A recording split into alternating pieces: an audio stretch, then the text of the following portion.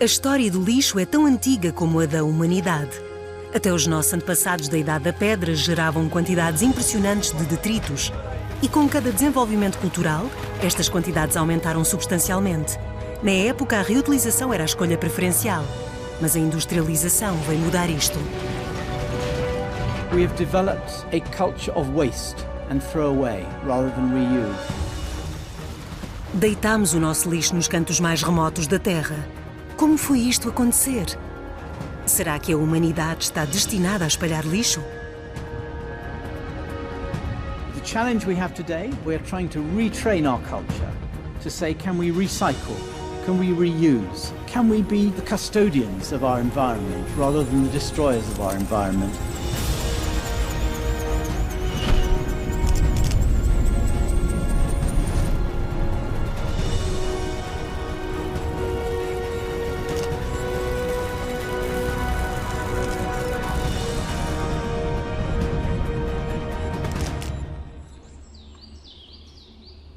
Na natureza, nada se desperdiça.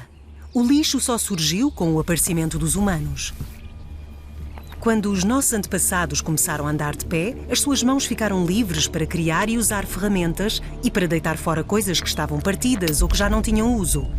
É isso que chamamos lixo ou detritos. Müll ist kein Phänomen der Neuzeit. Müll begleitet den Menschen von Anfang an. Er möchte etwas essen. Und um essen zu können, entsteht Müll in der Verarbeitung der Ressourcen, ob das nun Tiere sind oder Pflanzen. Er stellt etwas her, was er für den täglichen Bedarf braucht an Werkzeugen und Geräten. Und auch dort entsteht Müll oder Abfall. O lixo dos nossos antepassados está agora exposto em museus. Como é o exemplo de ferramentas em pedra, machados ou setas. Se pensarmos bem, a nossa história foi sendo reconstruída graças aos detritos destes antepassados. Kulturgeschichte jenseits der schriftlichen Epochen basiert auf materiellen Quellen und ein Großteil davon ist Müll.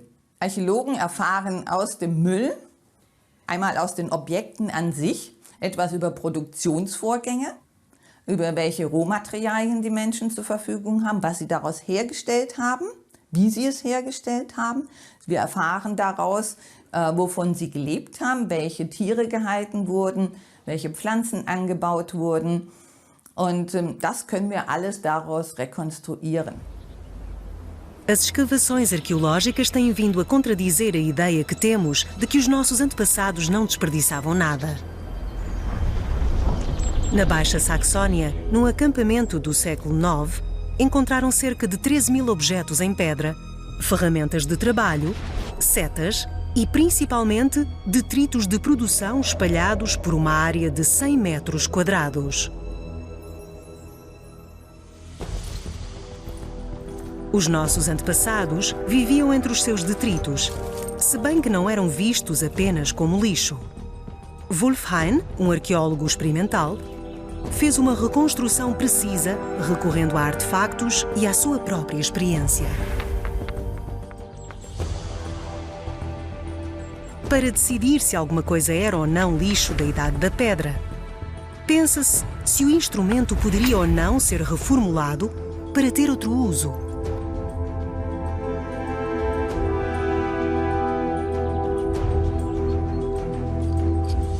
Wir sehen jetzt hier den sogenannten sozialen Abstieg einer Feuersteinklinge.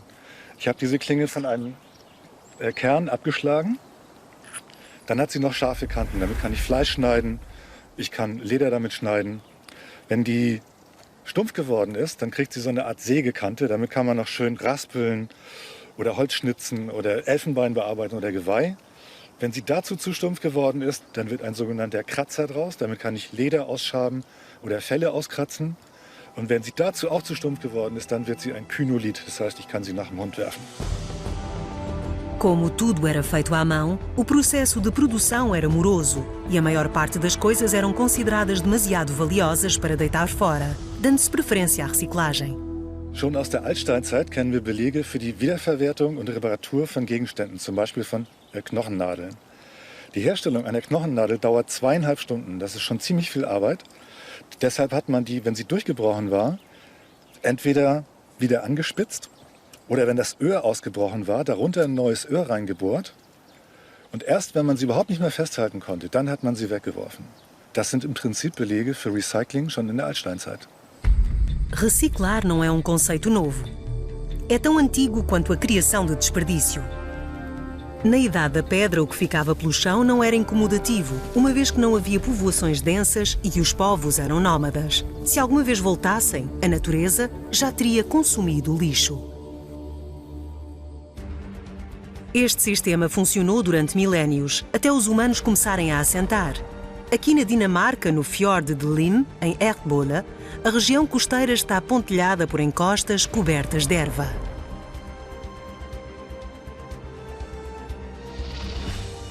Em meados do século XIX, foram investigadas por arqueólogos pela primeira vez, revelando um facto impressionante. As colinas eram lixeiras pré-históricas, as Kökkenmödding, datadas de 6000 a.C.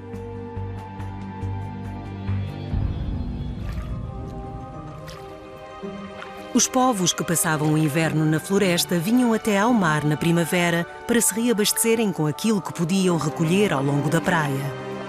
Não havia falta de mexilhão, amêijoas, ostras e caracóis.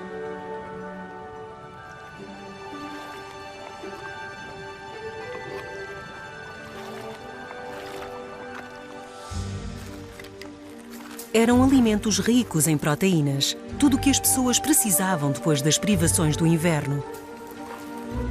Ao contrário do resto do desperdício alimentar que se degrada com o tempo, as conchas são diferentes.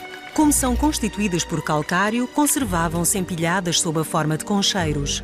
As pessoas do Neolítico utilizavam estes locais para construir as suas casas. Sempre que comiam, acrescentavam mais conchas.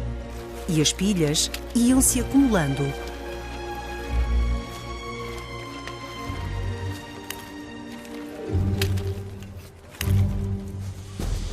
Atualmente ainda existe uma grande quantidade de conchas de ostras ao longo da praia de Ertbola.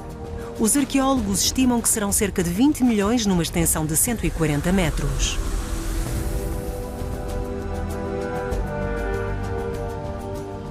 Die Leute haben ja damals an dieser Bucht an einem Punkt gesiedelt, von wo aus man die ganzen Fischgründe am ehesten erreichen konnte. Und das heißt, man ist ja nicht heute da und morgen da an der Bucht, sondern an einem Punkt. Und an diesem Punkt verzehrt man sein Essen und wirft dann die Schalen einfach hinter sich.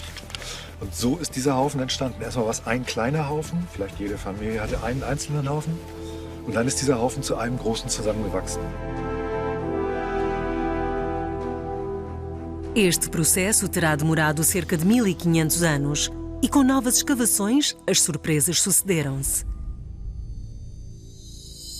Os arqueólogos encontraram ossos humanos nos concheiros. A avaliar pelos artefactos encontrados, os investigadores deduzem que os mortos tinham sido objeto de cerimónias fúnebres, não sendo apenas descartados. Uma sepultura entre o lixo. O que hoje consideraríamos degradante não o era na época. Um outeiro feito pelo homem, talvez até visto com reverência. Parecia um lugar digno para enterrar os mortos. Wir bestatten unsere Toten ja heute auch direkt neben der Kirche, möglichst nahe des Dorfes oder der Stadt, wo wir wohnen. Und das wird damals genauso gewesen sein. Die haben dann ihre Toten direkt da begraben, wo sie gewohnt haben, nämlich in diesen Haufen, auf denen sie gewohnt haben. Das war alles. Das war Haus, das war Heim, das war Territorium, das war Begräbnisstätte. Das war im Grunde genommen, ja, das ganze Leben hat sich hier abgespielt. In all seiner Bandbreite. A vida nestas lixeiras pré-históricas remonta a período de transição cultural. Os povos ainda eram nómadas. Quando o alimento escasseava, mudavam-se para outros lugares e iniciavam uma nova pilha de conchas.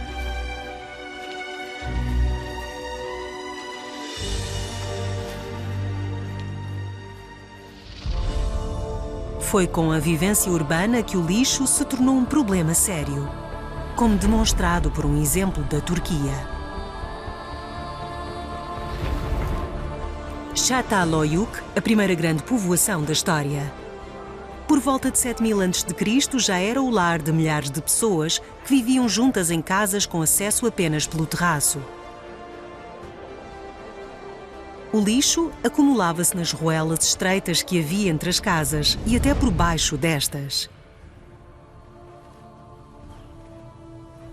Restos de comida, fezes e até corpos. Era um desastre em termos de higiene.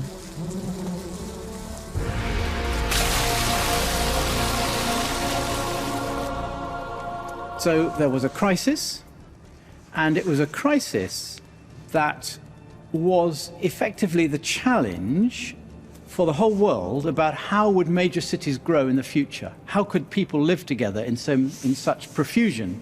How would you solve it? You do need major interventions. You do need investment in infrastructure.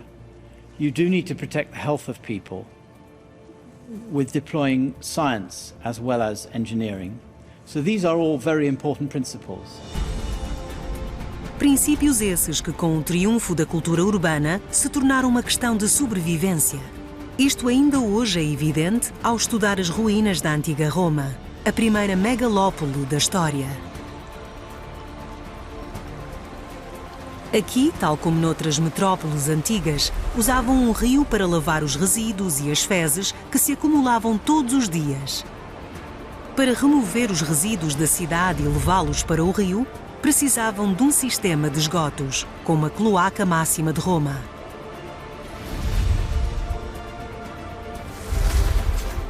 Concebida para ser um canal aberto, foi sendo fechada e tapada aos poucos. Só assim a construção poderia cumprir o seu objetivo: eliminar o cheiro a esgoto, que já na época era considerado causador de doenças.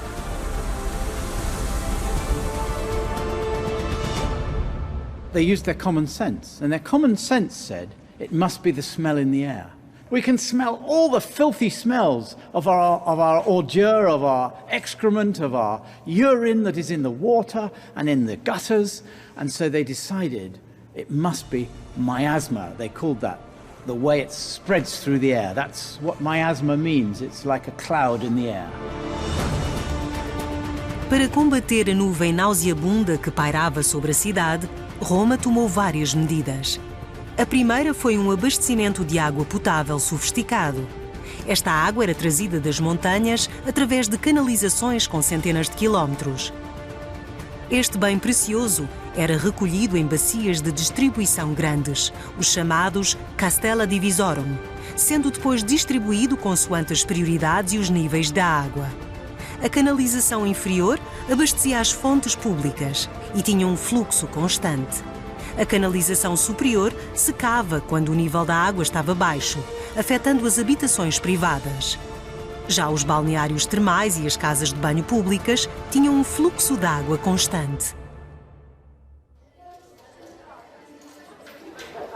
Roma construiu latrinas públicas, que eram vistas como a medida mais progressista contra o miasma.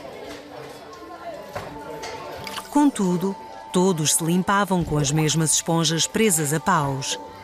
Se analisarmos a situação de uma perspectiva moderna, era um problema estético e de higiene.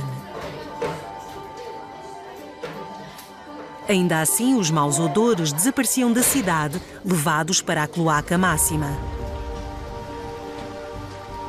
O termo cloaca ainda hoje se usa num contexto de sistemas de esgotos. O mais especial na cloaca romana é continuar a ser um esgoto ativo, apesar do ambiente estar contaminado.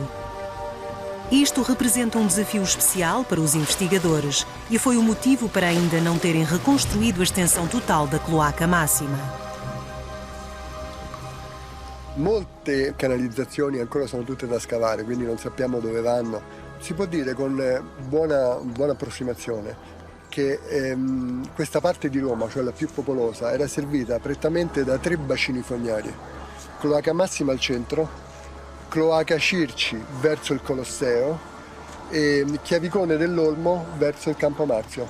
Sono 3 grandi bacini, 3 grandi condutture fognarie che servono praticamente la totalità di Roma.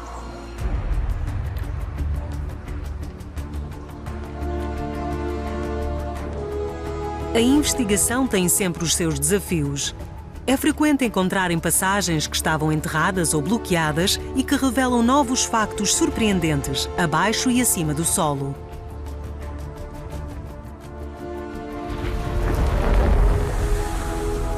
Isto porque a história da Cloaca Máxima é o reflexo da história da construção de Roma. Quando se modifica alguma coisa no subsolo, tem de se adaptar à superfície. E vice-versa. And everything was dug up and diverted and so on. So there were many people who resented it. We have an acronym for this, NIMBY, and it stands for Not in My Backyard. And if you look at any major development in civilization, you will find NIMBYs. From Roman times through to modern times, you will find NIMBYs who say, oh yes, I think it's a good idea, but not here, not here. Ninguém cria esta montanha por perto. O Monte Testácio. A 8ª colina de Roma não é natural. Sob a superfície, há uma antiga lixeira constituída por milhões de ânforas partidas. Na antiguidade, as ânforas eram utilizadas para transportar produtos alimentares líquidos e semilíquidos. Estes contentores em cerâmica facilitavam a vida em Roma, uma vez que muitos cidadãos desta cidade de mais de 1 milhão de habitantes já não se conseguiam sustentar sozinhos. Dependiam das canalizações que traziam água potável e dos alimentos importados, que tinham de ser embalados para poderem ser transportados até Roma.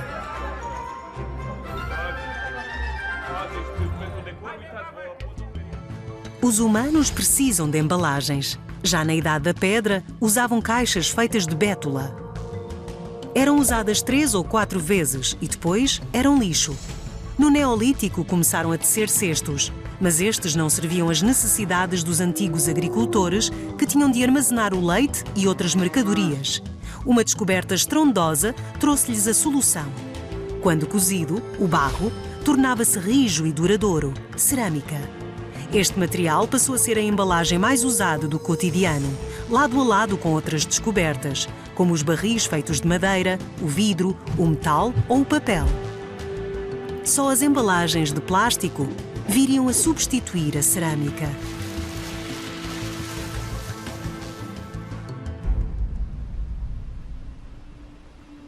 As mercadorias com destino a Roma chegavam ao porto de Empório pelo rio Tibre. As ruínas atuais ainda são testemunho da importância deste lugar.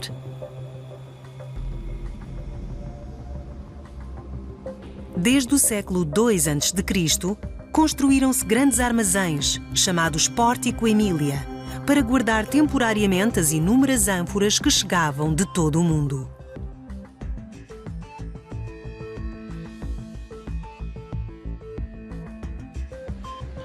Mas a cerâmica tinha uma desvantagem clara. Se partisse, era lixo. Lixo esse que acabava no Monte Testácio. De início, os investigadores ficaram confusos. Tantas ânforas partidas por acidente? Mas as escavações dos anos 1870 deram algumas respostas. As ánforas, como nuestras botellas, obedecen a tipos. Hay tipos para el vino, tipos para la cerveza, por ejemplo. En el mundo romano había tipos de ánforas, muchos tipos. A finales del siglo XIX, un italo-alemán, Heinrich Dressel, fue el primero que realizó un estudio sistemático sobre las ánforas de Roma y estableció una clasificación de ánforas asignándole un número a cada ánfora, a cada tipo de ánfora. Y a las ánforas de aceite de la Bética le asignó el número 20. Por eso nosotros hablamos siempre de ánforas Dressel 20. Dressel 20. Na antiguidade, este tipo de ânfora era usado para transportar molho de peixe oleoso, o garum, que era usado pelos romanos em grandes quantidades. Mas devido ao seu odor forte, os recipientes que tinham contido garum não podiam ser usados para guardar outros alimentos. Las ánforas eran envases sin retorno. cuando llegaban al lugar de destino, se destruían, porque era más fácil hacer uno nuevo que transportar uno vacío al lugar de origen. Como a cerâmica era barata, tornou-se a primeira embalagem não reutilizada. Foi uma sorte para os arqueólogos. La fortuna del testacho es que aquí se han conservado todas las inscripciones que había sobre una ánfora.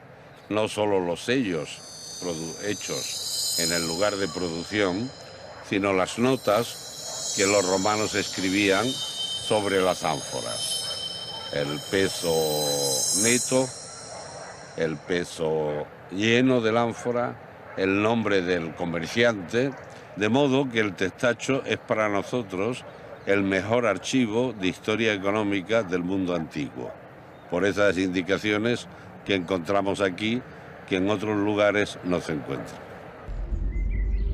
Calcula-se que cerca de 53 milhões de ânforas foram depositadas no Monte Testácio ao longo de 260 anos. Mas se são quase só ânforas de óleo, o que aconteceu às outras? Escavações recentes nas proximidades do Monte Testácio revelaram dados fascinantes. Onde hoje temos uma arcada com lojas, na antiguidade havia bancas de comerciantes, apesar de estarem 6 metros abaixo do nível da rua atual. Era um mercado de ânforas usadas. Um centro de reciclagem antigo, digamos assim. Fundamentalmente eran reutilizadas para hacer cemento, rotas en pequeños trozos, para reparar las calles, para hacer fundamentos de muros, para hacer canalizaciones. En este edificio han hecho pequeños recintos y han construido muros, poniendo ánforas, una sobre otra, metiendo material entre ellas y al final revestidas de cal y de cemento para darle estabilidad a estos muros. Algunos se han encontrado hasta niveles de 3 ánforas una dentro de la otra. Y así cada recinto estaba destinado seguramente a la venta de restos de diversas ánforas. Os romanos eram muito criativos no que toca à reciclagem e deixaram um registro único da sua história económica.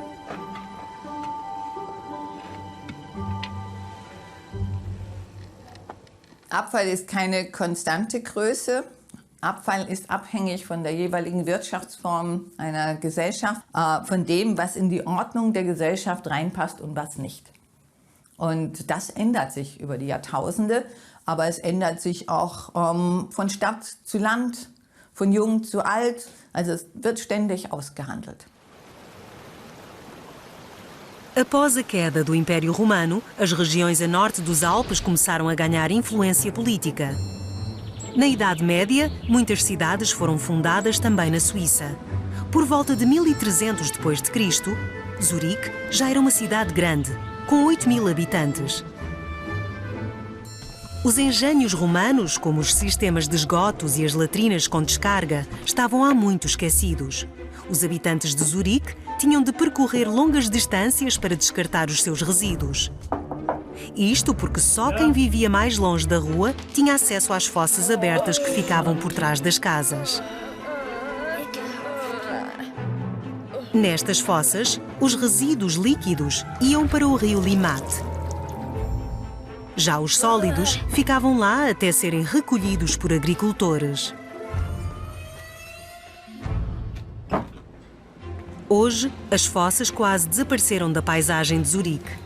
Muitas delas tapadas por novas construções, mas muitas continuam presentes. Escondidas por trás de portas discretas no centro da antiga cidade, são um vislumbre da vida na Idade Média.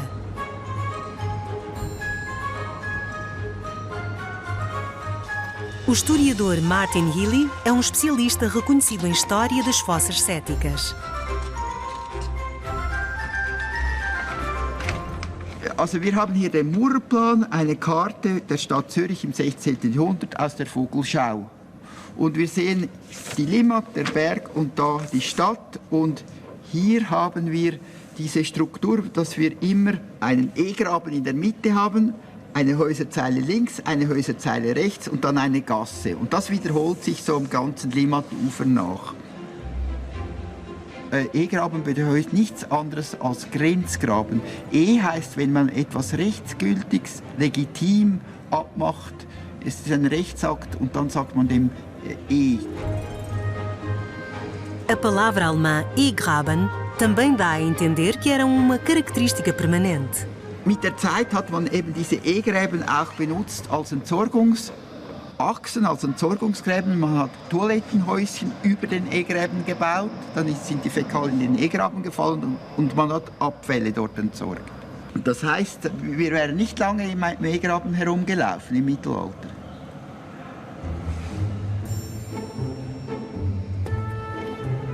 Algumas fossas foram depois tapadas com betão, mas as valas foram preservadas tal como estavam na Idade Média.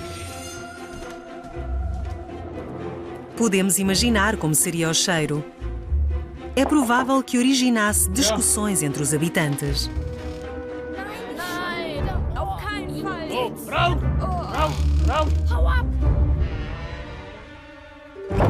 Natürlich hat es hier ziemlich gestunken, aber der E-Graben wurde belüftet und eben die Fäkalien auch mit Stroh vermischt und dadurch haben sich die Fäkalien sehr schnell abgebaut. Es ist eigentlich ein Mist geworden. Man muss sich eher vorstellen, es hat einfach in der Stadt nach Landwirtschaft gerochen.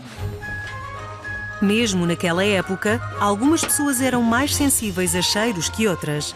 Isto significa que havia disputas frequentes que acabavam em tribunal.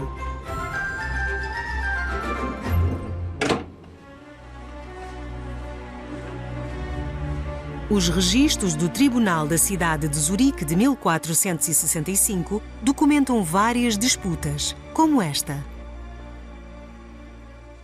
The complaint is that Federle the barber accuses Ulrichen Ritter, the tailor, of an incident in which, as he was leaving one morning for early mass, said Ulrichen Ritter threw evil-smelling sewage out of his house upon him, such that he was no longer able to attend the church service, but instead was obliged to return home and change his clothing. Ja, wir haben es ja heute einfach. Wir betätigen einfach den Spülknopf oder stellen den Kehrichtsack vor die Straße und dann ist das Problem vorerst für den Benutzer erledigt. Im Mittelalter war das natürlich anders. Man musste neben der Versorgung auch die Entsorgung regeln. As práticas de eliminação de resíduos durante a Idade Média transformavam as estradas em pântanos fedorentos que só podiam ser atravessados com sapatos altos, os Trippen. Os porcos eram vistos como removedores de lixo, mas também originavam dejetos. A maioria era pisada e lá ficava. Isto fez com que o nível da estrada subisse alguns metros em alguns sítios. Quando as estradas foram pavimentadas, tiveram de tomar medidas mais restritivas e os infratores eram punidos. Por vezes eram as prostitutas que limpavam as ruas, porque diziam que elas usavam mais as ruas que os cidadãos de respeito. Noutras ocasiões, as ruas eram limpas por presidiários. Só quando as máquinas começaram a fazer este trabalho é que os ânimos acalmaram. É quase impossível reconstruirmos o tipo de lixo produzido na Idade Média. Uma exceção é o lixo que acabava nas latrinas. Algumas das que existiam na antiga cidade de Zurique foram escavadas. O conteúdo foi um verdadeiro tesouro para os arqueólogos, uma vez que o lixo da época ficou preservado nas fossas. Isto foi o que encontraram numa única latrina.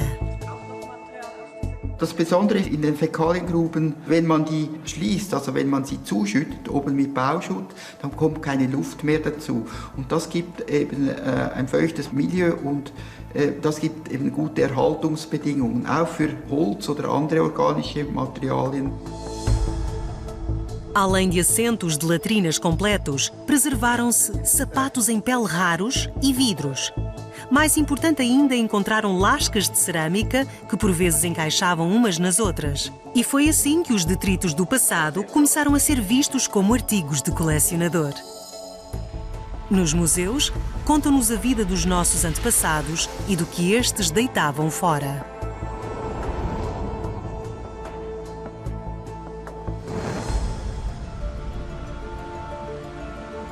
Estes estudos sobre os detritos da Idade Média mostram que não havia muito lixo se compararmos com os dias de hoje.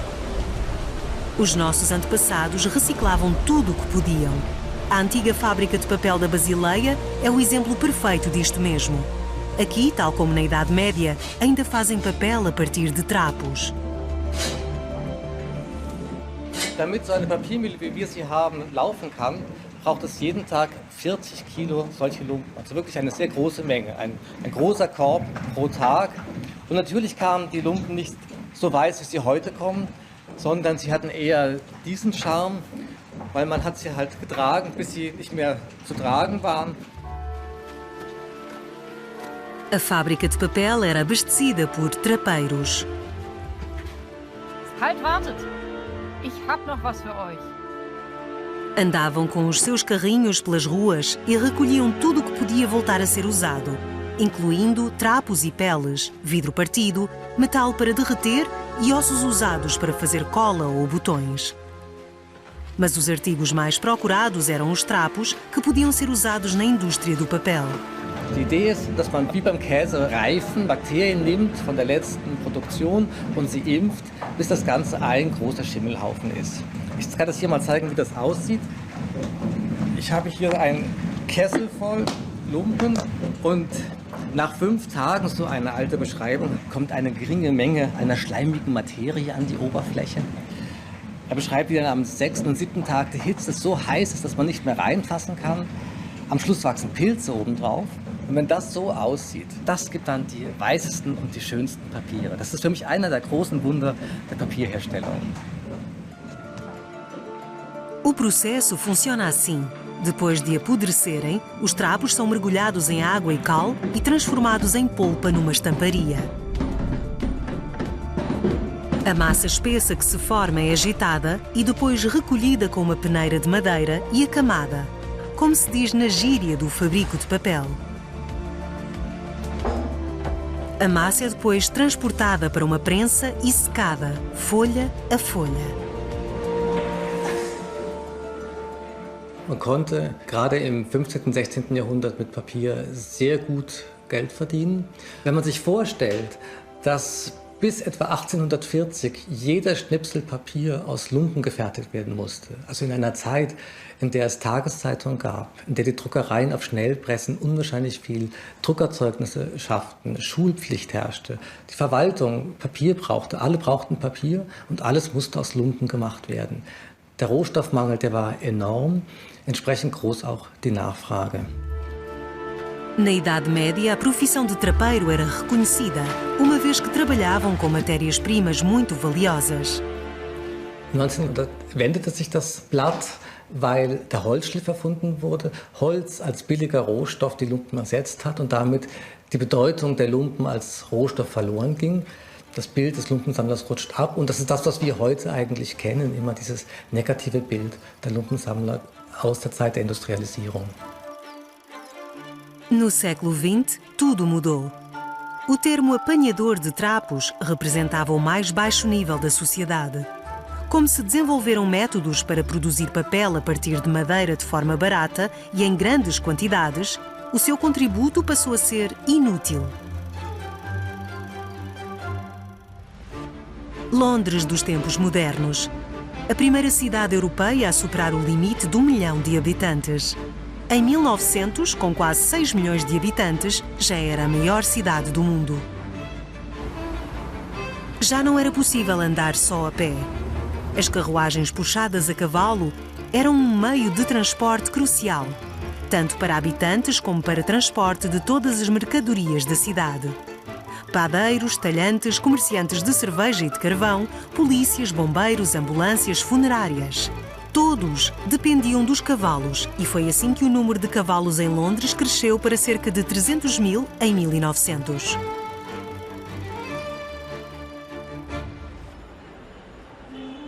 O passado equestre da cidade continua a ser evidente. Basta procurar por trás das majestosas fachadas. Ruelas escondidas, as antigas cavalariças onde se encontravam os vários estábulos da cidade. Um único estábulo atual revela o que se tornou um problema sério no final do século XIX. O estrume. Apesar de 2/3 do estrume de cavalo ficar nos estábulos, 1/3 continuava a ser deixado nas ruas.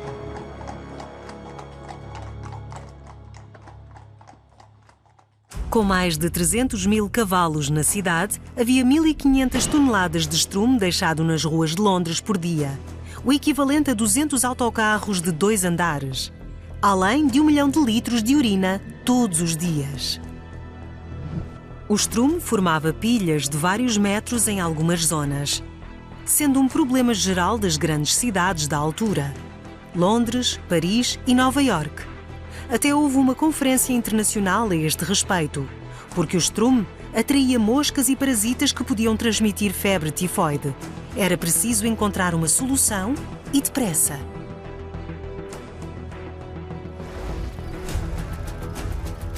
Mas então, este problema que parecia impossível de resolver foi solucionado por uma invenção nova: carruagens com motores em vez de cavalos. Foram os primeiros automóveis e eram considerados um meio de transporte ecológico. A maior invenção saudável dos últimos 1000 anos, como se noticiou em 1903.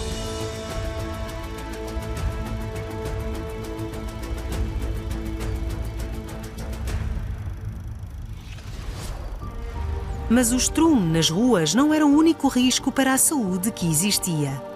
Os habitantes de Londres viviam amontoados em casas pequenas. As condições de higiene eram catastróficas e as doenças e mortes eram comuns. A principal doença era a cólera. As epidemias eram frequentes e ceifavam dezenas de milhares de vidas. O pior é que ninguém sabia muito sobre a doença. O facto da cólera ser transmitida através de água potável contaminada parecia ridículo à maioria das pessoas, que acreditavam que a transmissão tinha origem no ar. E o ar em Londres era terrível. O mau cheiro constante era insuportável. O engenheiro Joseph Bazalgette quis mudar esta situação. Ele queria direcionar os resíduos que eram descarregados no Tamisa para fora da cidade através de um sistema de esgotos, mas o seu plano não foi ouvido. O problema era evidente no lodo do rio Tamisa. As subidas e descidas do nível da água com a atividade das marés. Peter Bazalgette, tetraneto e descendente direto de Joseph Bazalgette, explica as consequências para a cidade de Londres da altura.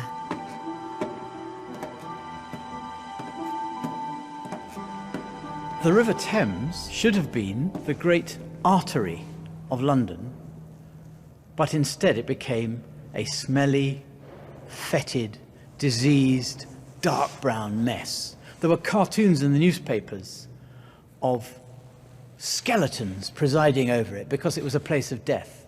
It was a tidal river. It didn't flow fast enough for the rubbish to go. So the rubbish would go up that end, then come back again, and go back and forth, and more came in, and more, and back and forth, and more came in, and more came in. So unlike other rivers, which were faster flowing, it had a particular problem. O rio era uma fossa gigante. Durante a maré vazante, os resíduos desapareciam, mas voltavam de enxurrada para a cidade durante a maré alta. No verão quente de 1858, a situação agravou-se. Foi apelidado de o Grande Fedor. Os políticos de Westminster molhavam as cortinas com cal colorada para se protegerem da cólera. Mas o cheiro persistia. Foi a altura perfeita para Joseph Bazalgette voltar a apresentar a sua ideia. This is a situation that needs a plan. One of the things that stopped Joseph Bazalgette getting support for his plan was the sheer cost of it, because his plan was very, very ambitious. Building all the sewers separate from the river, right across the city, very, very ambitious, very expensive, and people did not want to spend the money. Does that not sound like today, when politicians do not want to spend money on infrastructure? Well, that was the same then. Mas o medo da sua mortalidade aumentava a vontade de ceder ou de, pelo menos, ouvir. Look, sir, I will show you a plan. You need to see. Chegara a oportunidade de Joseph Bazalgette. O grande fedor abriu caminho para os seus planos e recebeu luz verde para construir o gigantesco sistema de esgotos que propunha. Em apenas 8 anos, escavou Londres inteira e criou o sistema de esgotos mais avançado da época. Canos de grande diâmetro levavam os resíduos para um desnível natural a 20 km da cidade, até estações que bombeavam o material das canalizações subterrâneas para grandes bacias de retenção, descarregando-as apenas para o Tamisa e para o mar, quando a maré mudava. A estação de Crossness, construída entre 1865 e 1868, não é nada como se possa imaginar. É uma obra de arte arquitetónica, com ornamentos magníficos e obras trabalhadas em ferro fundido vitoriano. Faz mais lembrar um palácio do que uma estação de bombeamento. Some people describe this place as a cathedral of sewage, and it is like a cathedral. It has 4 massive engines which were for pumping the sewage. And those 4 engines are named after the members of the royal family. What is their job? Pumping shit. Is this disrespectful? No. They were proud of their public works. They were proud of cleansing the city. They were proud of the sheer ambition of their scheme. Their son, Edward, came here and opened the new pumping station. He came down the river in a barge with the Archbishop of Canterbury and all the MPs from Parliament, and he had lunch in a building whose job was to pump shit. Apesar de ainda vir a demorar algum tempo até se descobrir a causa exata da cólera, após a introdução do sistema de esgotos, a doença ficou controlada e a mortalidade reduziu drasticamente.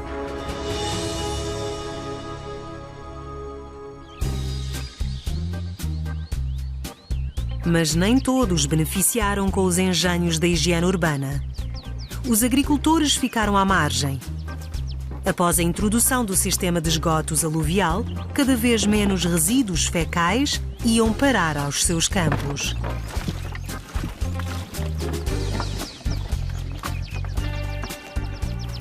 Ai!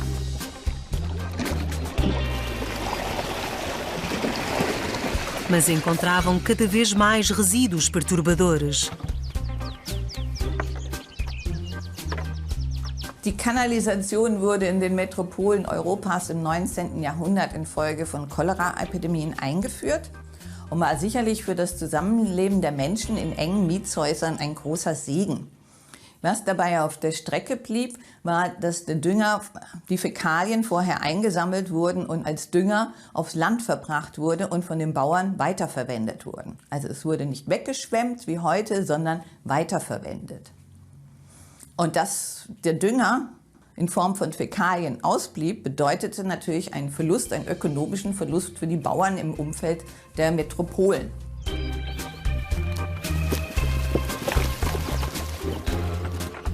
Com os fertilizantes químicos a substituir a função dos detritos humanos, o método mais antigo de eliminação de fezes, a reciclagem agrícola, tinha terminado.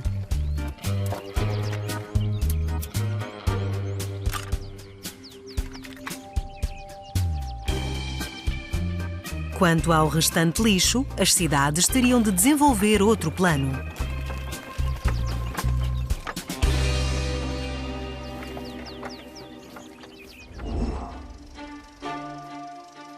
Até que surgiu uma ideia revolucionária: recolher os resíduos ao domicílio. Começaram por usar vários recipientes e, mais tarde, os caixotes com tampa. E assim nasceu o caixote do lixo moderno, um marco na história da eliminação de resíduos. Die Menschen in vergangenen Zeiten bis ins 19. Jahrhundert hatten ein recht entspanntes Verhältnis zum Müll. Wir dürfen aber nicht vergessen, dass natürlich gerade in der Neuzeit doch ein zivilisatorischer Prozess stattgefunden hat. wo von oben herab Verbote zusehends ausgesprochen werden, die dann von den Menschen auch zu Selbstzwängen gemacht wurden. Es entwickelte sich ein immer größeres Schamverhältnis. Den Müll hat man im 20. Jahrhundert in Höfe versteckt, dass die Mülltonnen verschwanden, dass man das alles gar nicht mehr sieht. Ich denke, das ist ein Prozess der Zivilisation, der Selbstbeherrschung, der aber auch mit Machtstrukturen zusammenhängt. Com o começo da produção industrial em massa, o volume dos resíduos aumentava e a sua eliminação passou a ser mais complicada. Mas este desenvolvimento voltou a abrandar com duas guerras mundiais, sobretudo com a Segunda. Em 1945, a Alemanha estava em ruínas. As dificuldades do povo e a escassez de tudo mudaram a perspectiva das pessoas. Já quase nada era lixo. Todos os tijolos eram valiosos e voltavam a ser usados em construção.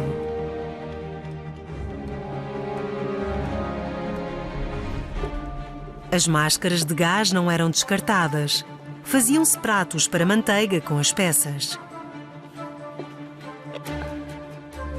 Os cobertores e paraquedas do exército foram transformados em fatos, vestidos e roupa interior. Até os antigos capacetes do exército eram transformados em panelas ou em coadores. A escassez criou um pico na história da reciclagem.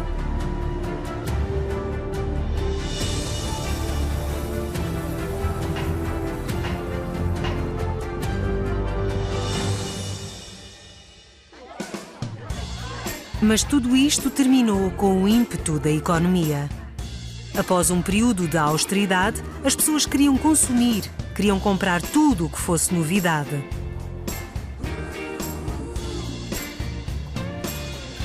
Havia um material novo nas lojas que era muito popular, adaptável e barato, sem necessidade de reciclagem.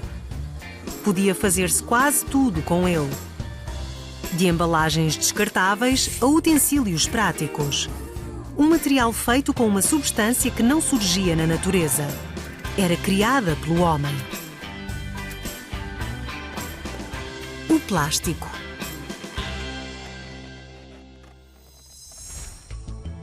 A história deste material artificial começou há cerca de 200 mil anos. As pessoas faziam breu de bétula, uma cola feita com casca de bétula. Mais tarde, na América do Sul, fizeram-se as primeiras botas e os primeiros brinquedos de borracha. Na Idade Média, a caseína era combinada com cal para criar a tinta usada nos famosos frescos. Mas o verdadeiro avanço nos plásticos surgiu no século XX, quando os componentes do crude, do gás natural e dos químicos foram misturados de forma inovadora. Algumas descobertas foram um mero acaso. Outras foram o resultado de uma investigação morosa. Em qualquer dos casos, o entusiasmo era sempre o mesmo. Em pouco tempo, o mundo começou a deixar-se conquistar pelos milhares de variedades de plástico. Apesar de ser um material duradouro, as embalagens eram descartadas em grandes quantidades. Hoje vivemos numa sociedade descartável, numa sociedade em que as quantidades de resíduos quase se tornaram um medidor de poder económico. Deita-se fora artigos para estimular a procura por novas coisas, para aumentar a prosperidade da sociedade. Quanto mais rico é o país, maior é a quantidade de lixo por habitante. Em 2020, na Alemanha, este número ascendia a cerca de 480 quilos.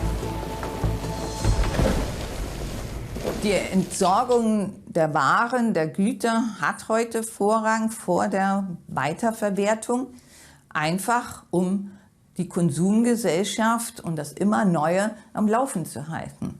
Anders würde es gar nicht funktionieren. In dem Moment, wo wir aufhören zu konsumieren, bricht das System zusammen. Und deswegen ist Weiterverwertung nicht im Sinne unserer Gesellschafts- und Wirtschaftsordnung. Algumas empresas já perceberam que as coisas não podem continuar assim e estão a tentar combater a situação. Temos o exemplo dos serviços de saneamento de Hamburgo, cujos funcionários apanham no lixo coisas que ainda podem ser utilizadas e levam-nas para um armazém específico. É uma tentativa de dar um novo valor às coisas, de manter os detritos em circulação e conservar os recursos. Mas por mais louváveis que sejam estas iniciativas, não são soluções adequadas para o nosso problema. O lixo conseguiu ganhar vantagem. Não é a reciclagem a baixa escala que vai inverter a situação. É preciso repensar a abordagem. We have developed a culture of waste and throw away rather than reuse. And the challenge we have today, and we are right in the middle of this now, we are trying to retrain our culture. Joseph Bazalgette would have been, like many engineers today are, trying to come up with solutions to this. But one of the solutions lies beyond the power of the engineer, and that is our own behaviour.